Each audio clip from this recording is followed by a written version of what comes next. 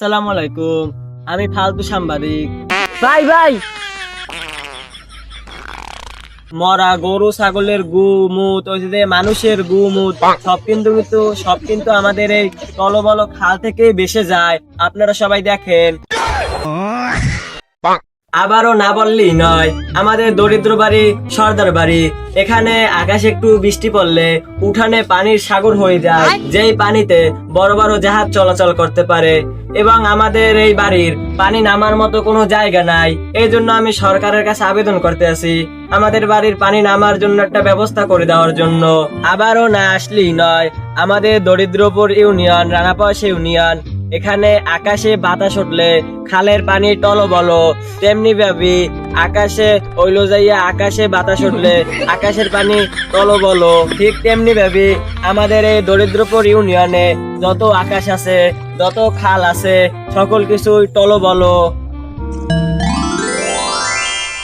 ভাই এখানে যখন খালের পানি অনেক টলবল, তাই আমি একটু হাত মুখটা ধুয়ে আসি, অনেক গরম লাগতেছে। আপনি ক্যামেরাটা ধরেন।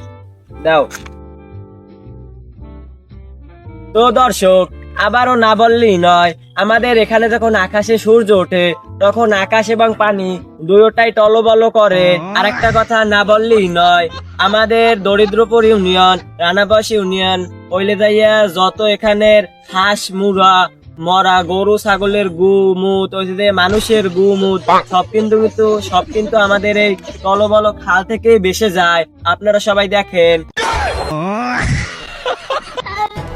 আমি এই কথা আগে কইবেন না, আমি অলরেডি 3 ডক পানি খাই নিয়েছি।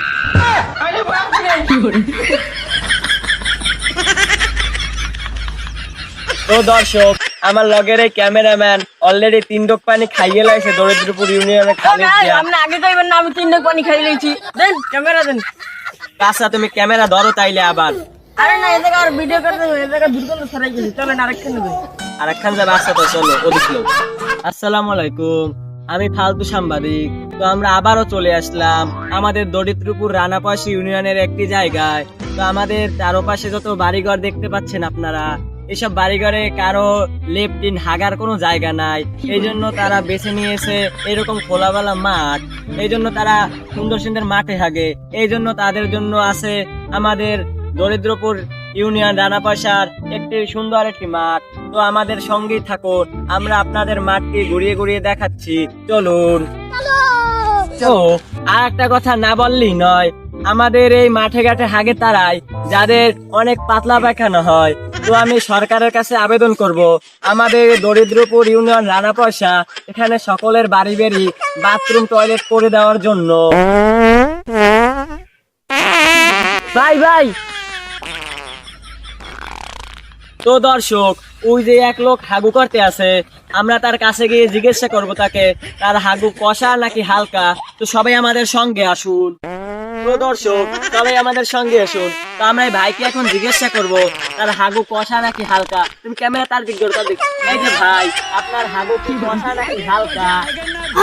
এই হুমন্দি সাংবাদিক মানে তো আগেও শান্তি নেই। ও দর্শক, আপনারা দেখতে পাচ্ছেন এই লোকটা পুরাই খেপে গেছে। এ আমাদের মারতে পারে। আমাদের এখান থেকে চলে যাওয়াই ভালো। এই ক্যামেরাম্যান চলে আসো, চলে আসো। আর না চলে আসো, তুমি চলে আসো আর ভিডিও শুট করো। হ্যাঁ, আমি রেডি। 3 2 1 0 অ্যাকশন। আবারও না বললেই নয়, আমাদের দরিদ্রপুর ইউনিয়ন রানাপয়সা ইউনিয়ন শৈলেবুনিয়া গ্রামের এই রাস্তাটি কাঁচা।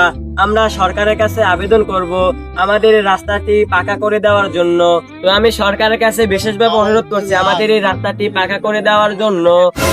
পুরান পাগলের বাদ নাই, নতুন পাগলের আমদানি। যারা চাকরিরা দেখা টাকা পয়সা। এই চল, আর ভিডিও করবো না, মানুষ নানা রকম কথা বলে। আরে দাঁড়ান, একজন মানুষ উপরের সময় অনেকে অনেক কথা বলে, তাই তাতে কান দিতে হয় না। চলেন আমরা আবার ভিডিও শুরু করি। আরে না, আর করবো না, তুই চল, আর ভিডিও করবো না। আসসালামু আলাইকুম। তো আমরা আবারও চলে আসলাম আমাদের দরিদ্রপুর রানাপয়সা ইউনিয়নের একটি জায়গায়। তো আমাদের চারপাশে যত বাড়ি। আরে বন্ধু, ওই ফালতু সাংবাদিক না যাকে আমরা দেখছিলাম ওই ফালতু জায়গায় ভিডিও করে, ভাই ওরা তো বাইরে লয়ে গেছে। কার বাইক গুলো কোন সময় বদলে যায় কেউ কইতে পারে না। সময় পরিবর্তনশীল, কার ভাগ্যে কি লেখা আছে তা আমরা কেউ জানি না। তাই কারো অবস্থান দেখে তাদের অপমান বা অবহেলা না করাই ভালো।